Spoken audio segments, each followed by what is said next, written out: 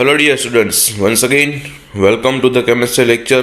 આપણે લોકો ધોરણ 12માં ચેપ્ટર નંબર 4 એટલે કે કેમિકલ કાઇનેટિક્સ એમનું સ્વાધ્યાય સોલ્વ કરી રહ્યા છીએ. આગલા લેક્ચર સુધી આપણે 18 ક્વેશ્ચન કમ્પ્લીટ કર્યા છે. આજે 19માંથી આગળ વધીએ. 19મો ક્વેશ્ચન છે, એક પ્રથમ ક્રમની પ્રક્રિયા 30% વિઘટન માટે 40 મિનિટ લે છે, તો T1 ગણો.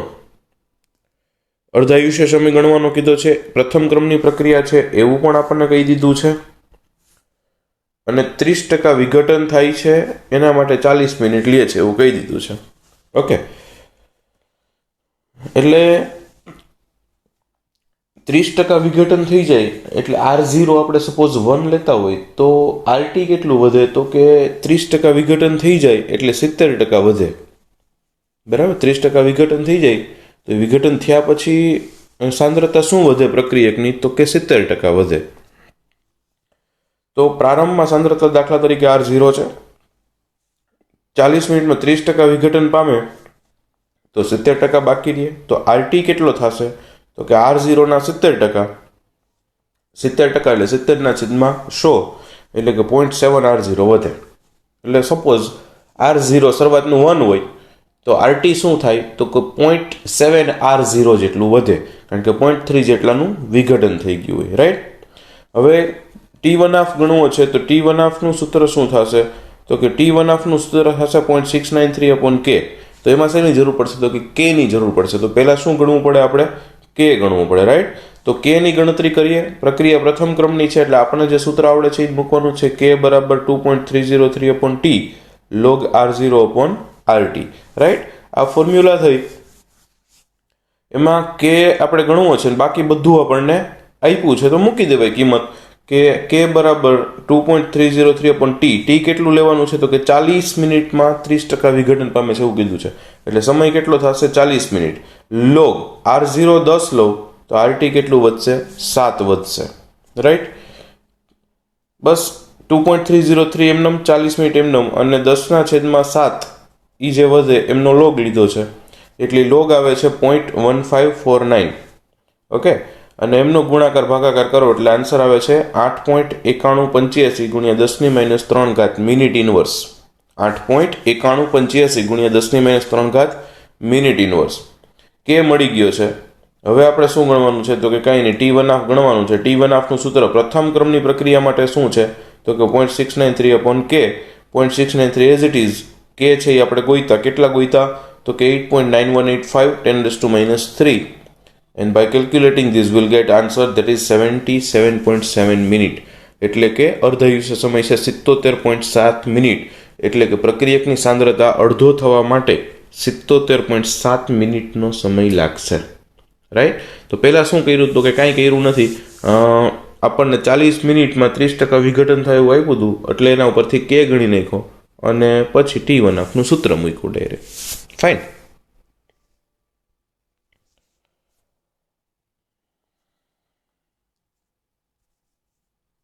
ઓકે, પછી આપ્યું છે એઝો. 20મો ક્વેશ્ચન છે, એઝો આઇસોપ્રોપેનનું હેક્ઝેન અને નાઇટ્રોજનમાં વિઘટન 543 કેલ્વિન તાપમાને કરવામાં આવે છે.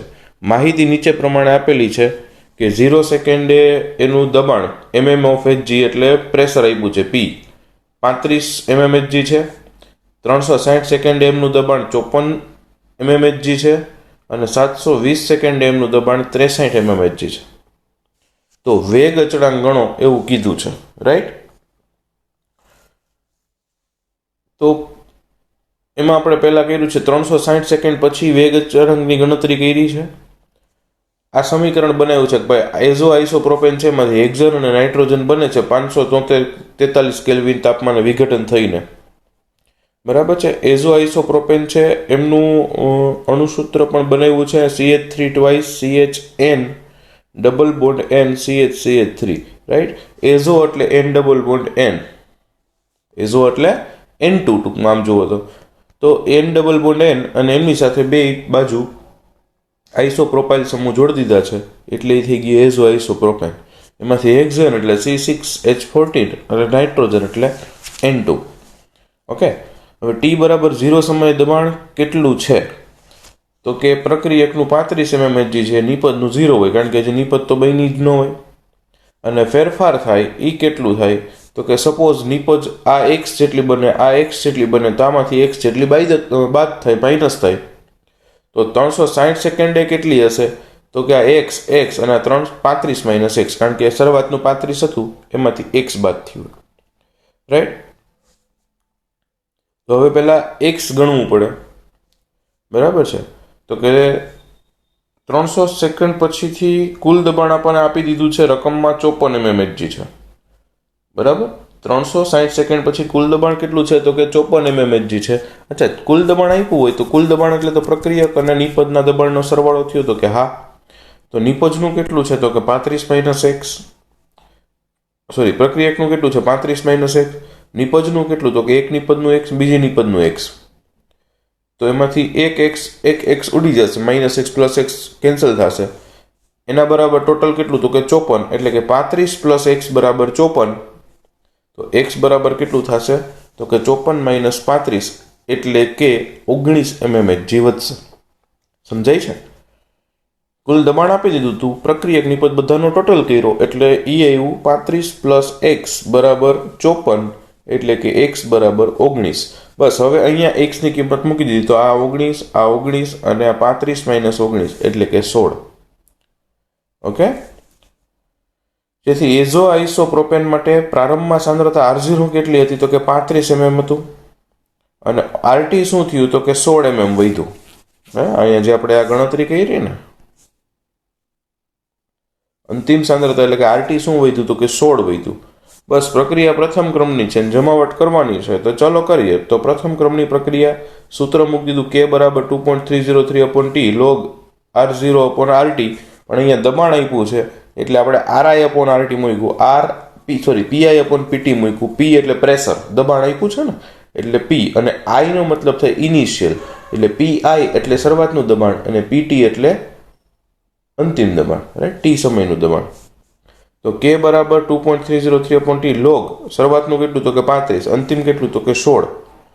ઓકે. અને T પણ કેટલું આવશે તો કે 360 સેકન્ડ લઈ છીએ આપણે, તો બધી જ કિંમત મૂકી દીધી. અહીંયા 2.303, અહીંયા 360 સેકન્ડ અને 35/16 એમનો લોગ એ આવશે 0.3399.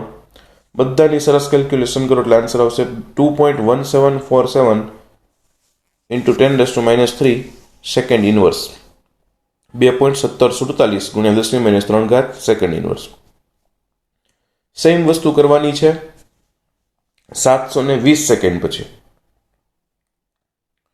તો 720 સેકન્ડ પછી K ની ગણતરી એટલે T બરાબર 0 સમય પ્રારંભિક દબાણ તો 35 જ હતું, એ આપણે R0 થયું અથવા PI થયું. T બરાબર 720 સેકન્ડે કુલ દબાણ આપણને આપ્યું છે 63 mm. બરાબર છે. અને આગળ આપણે સંતુલન વાળું લીધું હતું એ પ્રમાણે શું થાય તો કે 35 પ્લસ એક્સ બરાબર કુલ દબાણ થશે. બરાબર. તો 35 પ્લસ ત્યાં એક્સ ધાર્યા, અહીંયા હું વાય ધારી દઉં તો 35 પ્લસ વાય બરાબર કેટલા થશે તો કે 63. તો વાય બરાબર કેટલા થશે તો કે 63 માઇનસ 35 બરાબર 28 mm. એટલે આ શું મળ્યું એકચ્યુઅલી તો કે આ જે મળ્યું એ PT મળ્યું, T સમય દબાણ. બરાબર છે.